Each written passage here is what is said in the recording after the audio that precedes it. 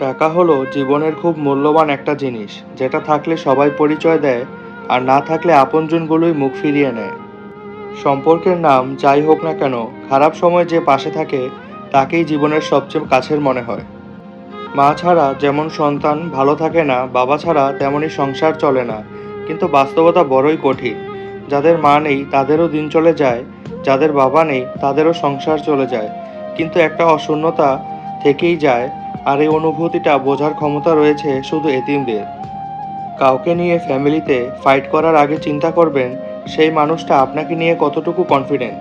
হ্যাঁ বা না এর মাঝখানে যারা কনফিউশনে থাকে তাদের জন্য ফ্যামিলিতে কথা বলা উচিত না। না হলে দিন শেষে ফ্যামিলিতে মাথা উঁচু করে কথা বলার যোগ্যতা হারিয়ে ফেলবেন। নিজের চেয়ে উঁচুতে কাউকে দেখে তাকে আপনার চেয়ে সেরা ভাববেন না, কারণ উঁচুতে কিন্তু পচা মাংস খাওয়া শকুনও উড়ে বেড়ায়। আর নিজের চেয়ে নিচুতে কাউকে দেখে তাকে আপনার চেয়ে দুর্বল ভাববেন না, কারণ নিচে কিন্তু পরিশ্রমী আর একতাবদ্ধ পিঁপড়েরাও হাঁটে। তাই অবস্থান দেখে কাউকে বিবেচনা না করে বরং স্ব অবস্থানে নিজেকে সেরা হিসেবে প্রতিষ্ঠিত করার চেষ্টা করুন, আর এটাকেই আত্মতৃপ্তি বলে। কিছু কিছু স্বামী আছে, তারা স্ত্রীকে কখনো মানুষ বলে মনে করে না, কখনো স্ত্রীর মান অভিমান বোঝার চেষ্টা করে না। তারা ভাবে স্ত্রীর রাগ ভাঙালে তাদের পুরুষত্ব কমে যাবে। তারা ভাবে স্ত্রী তো আমার টাকায় চলে, আমি কেন রাগ ভাঙাবো, বরং স্ত্রী আমাকে তেল মাখিয়ে চলতে হবে, কারণ আমি পুরুষ।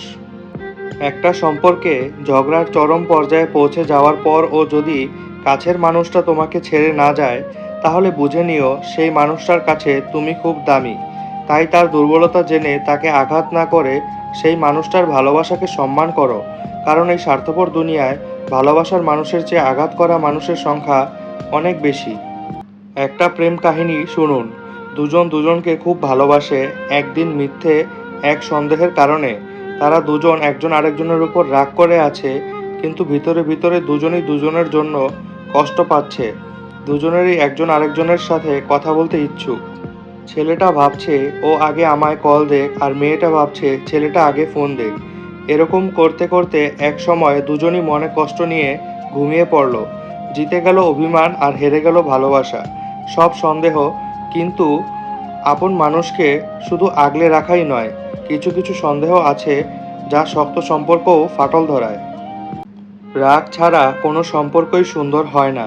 সংসার জীবনে রাগ অভিমান যত বেশি থাকবে, সংসার তত বেশি সুন্দর হবে। তবে মনে রাখতে হবে কোনো রাগই যেন দীর্ঘায়িত না হয়। প্রতিদিনের রাগ অভিমান প্রতিদিনই মানিয়ে নিতে হবে, তাহলেই জীবন সুন্দর। পকেটে যদি কিছু টাকা থাকে তাহলে আপনি আপনার পছন্দ মতো কিছু কিনতে পারেন, যেখানে খুশি যেতে পারেন। তবে জানবেন গোটা পৃথিবীর 20% এর মধ্যে আপনি একজন। নিজের মেয়েকে অন্যের বাড়িতে বিয়ে দিয়ে যেভাবে সুখী দেখতে চান, নিজের পুত্রবধূকে সেভাবেই সুখে রাখার মন মানসিকতা রাখুন। সামাজিক দৃষ্টিভঙ্গি বদলান, সুস্থ সুন্দর সমাজ পাবেন। লোকেরা আপনার সম্পর্কে কি ভাবছে তা চিন্তা করা আপনার কাজ নয়, কারণ আপনি যদি তাদের কাজ করেন তাহলে আপনার কাজ কে করবে? যদি প্রথমবার সফল না হন, তবে মহান ব্যক্তিদের সাথে আপনার বিশাল মিল রয়েছে, কারণ তারাও প্রথমবার সফল হননি। যখনই আপনি মনে করেন যে আপনি আপনার পরিশ্রম অনুযায়ী ফল পাচ্ছেন না, তখন অবশ্যই একটি জিনিস মনে করিবেন যে আপনার পরিশ্রমে এখনও কিছু অনুপস্থিত রয়েছে। সেই বেশি হাসে যে গোপনে কাঁদে, সেই বেশি নিজেকে হ্যাপি দেখায় যে নীরবে একা থাকে। সেই বলে সুখের কোনো অভাব নেই, যার জীবনে কষ্ট ছাড়া আর কিছু নেই। কিছু মানুষ নিজেকে নিয়ে অহংকার করে, নিজেকে অনেক বড় ভাবে, কিন্তু তারা হয়তো জানে না ফুলের সৌরভ আর মানুষের গৌরব চিরদিন থাকে না।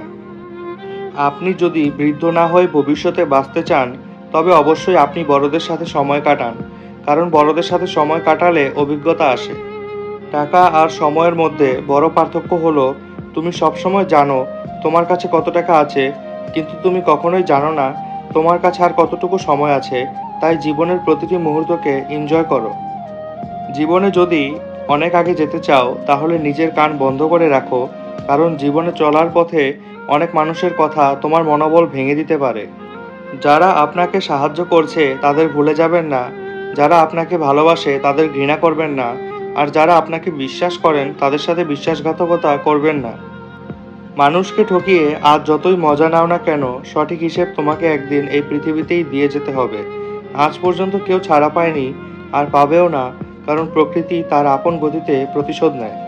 কখনো এই কথাটি বলবেন না যে আমি এটা করতে পারবো না।